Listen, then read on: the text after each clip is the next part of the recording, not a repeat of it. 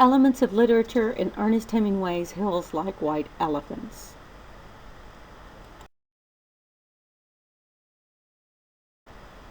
Hills Like White Elephants was written in 1929 and published by Ernest Hemingway.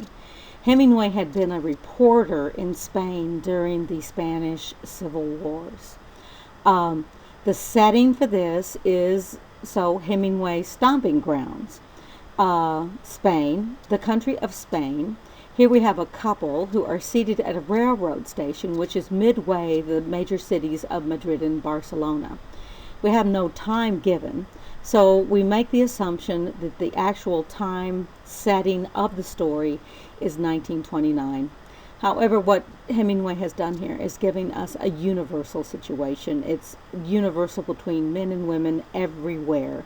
And we could be having this conversation today. This conversation is had between every couple at any time in their lives, at any place. And in 2029, couples will still be having the same conversation. Hemingway is famous for being one of the first American realists, and this reporter-like style. When you find readings about Hills Like White Elephants, this phrase will be thrown at you a lot. However, to be a reporter means that you are objective. This is third-person objective. We have only the conversation. Well, because Hemingway is the author and this is fiction, he still can manipulate the situation. And he chooses to have his characters behave a certain way. And he also chooses, even by naming them, to give them inferred characteristics.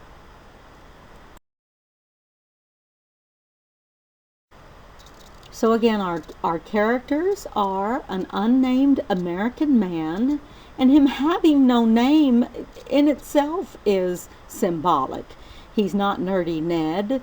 He's not intellectual Ernest. He's the American. And we have an English-speaking woman named Jig. Now right there's endearment toward this young girl.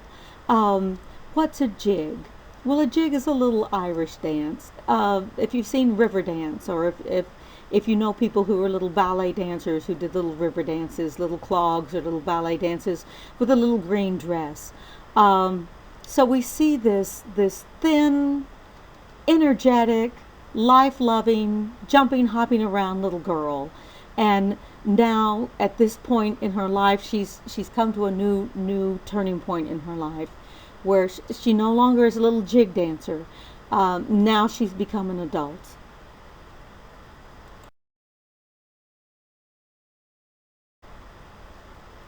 So here is our couple. The situation is we have a couple who've stopped at a railroad station and they're having an argument. All of us have been in this situation where we've either been the couple having the argument, or we've been Hemingway listening to other people's conversations. They're having an argument. Are they going to go on to Madrid? And when they get to Madrid, there's going to be an operation. And they never mention the name of the operation, and that's largely because it's 1929. And Hemingway, again, is editing himself. He's in control. Because isn't it interesting that neither one of them scream it out? But the operation is an abortion. And we know that because everybody's doing it, and they'll just vacuum it out. So I have had students who didn't understand that much, that's what Jig is now considering, whether or not she's going to keep her baby.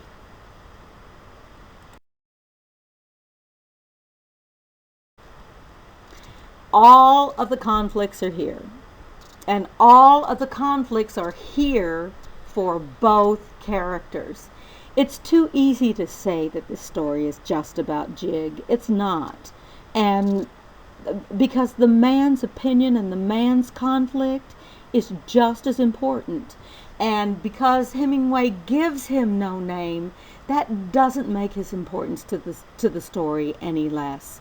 So, it wouldn't be 8, it would be 7, because number 1 is man versus woman.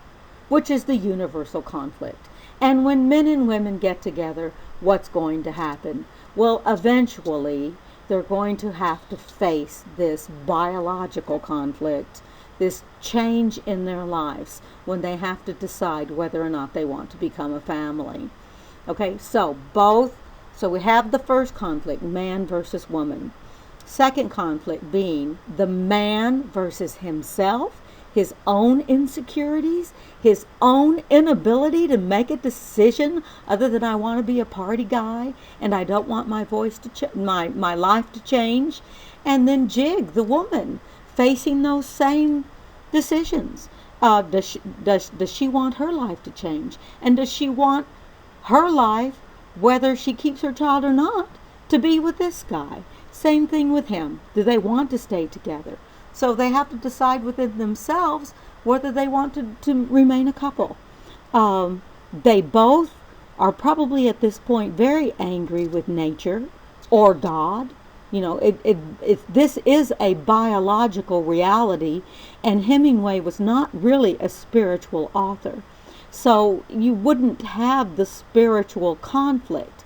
However, as audience, we will bring in our own beliefs. And for people who believe in conception, in birth or in life at the moment of conception, this is a spiritual concept. So God can be in this. But whether or not you want to bring God in, nature definitely is, because her body has changed. And because of her actions, things that she made the decision to do, nature has reacted. And now she's responsible. She's responsible to nature, and he's responsible to nature. And we don't know what they're going to do about it. And then we have society. We have society of 1929. I don't think being a single mother in 1929 was quite the same thing. And we're going to have more stories about this that are going to bring this concept into action. To be a single mother in 1929 would be a very difficult thing to do. Most women, if they had a pregnancy, they had to go somewhere else to have their child. They had to hide the pregnancy. They could not keep their children. They had to put their children up for adoption. To be able to keep her child would be a very brave and unusual thing for Jig to do. The man, does he leave his child? Let's please give him a break. Is he just going to walk away from the fact that he may have a son or daughter now in his life? So all of us can relate to all of these conflicts. There are at least 7, because we have man and woman, and then each one of those, Jig with herself, Jig with nature, Jig with society, and we even have 2 societies. We have the Spanish society, the Spanish-speaking country where she is, and she doesn't speak the language. Or does she go back to America? Or England? I don't even know. We know the man is an American. And then he has all the same. The struggle with himself, the struggle with nature, and the struggle with the society in which he lives. Now, it's not as bad. He can kind of, move on. But can he live with himself if he does? I love this visualization, because here we have the couple having a conversation, having drinks, and there's a huge elephant which is in the room, the elephant in the room, the gorilla in the room, the white elephant, the expensive thing that we've bought into, that we don't want to talk about, that we don't know what to do with it, but we have to make a decision. And here it is. It's over them. It's hanging over them. And she can see it. Hemingway's given Jig the ability to look at the hills and see the white elephants and see the beauty in nature. So that's why I believe that he's a bit more endearing toward her. He's a little romantic toward her. Hemingway could be romantic when he wanted to be, and she is the more romantic of the characters, because I believe that she has the ability to see a future for her child. Now the symbolism. Let's talk about the symbols separately. Let's talk about first the title. Why are the hills elephants? Well, Jig looks at the hills and she doesn't see a mountain. If it were a mountain, now that would be a big challenge. You know, that would take weeks or years to get over the mountain. She doesn't see it as a mountain.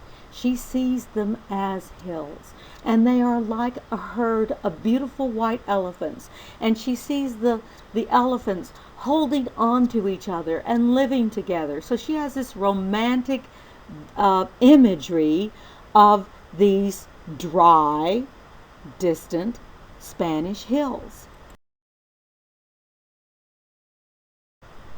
And the white elephant. Well, in some cultures, the white elephant is a sacred animal because of its rarity. It's rare and it's worshipped. So she says the hills are like white elephants. Does that make them sacred, or does that make them something that's expensive that we do not want? So by using the term white elephant, Hemingway is giving us contradictory images, because the white elephant can be a sacred image, and it also can be an image of something that's been very expensive that you no longer want. When people talk about, I bought that ugly vase or that horrible piece of furniture, that could be a white elephant. Sometimes we have white elephant cells, and the white elephant is usually a very expensive piece of furniture or art.